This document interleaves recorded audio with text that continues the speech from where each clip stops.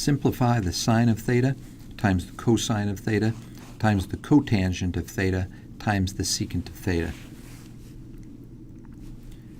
Now in this particular problem, what we want to do is we want to take the original expression and we want to rewrite the cotangent and the secant in terms of sines and cosines and see if we get any cancellation that occurs. So here's the original problem, and we can rewrite that as sine of theta times the cosine of theta, and the cotangent is defined as the cosine of theta divided by the sine of theta,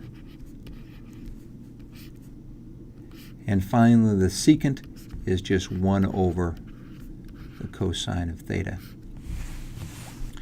So you can see what we have here. We have a cosine canceling this one and that one.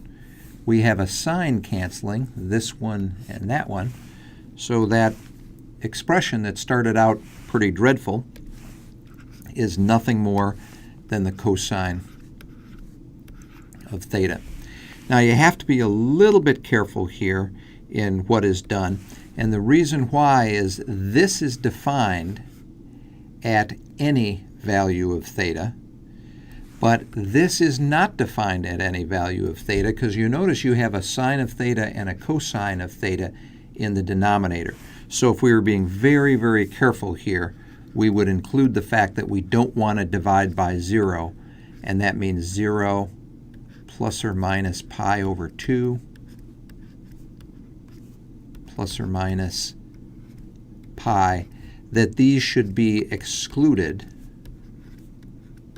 3 pi over 2, etc.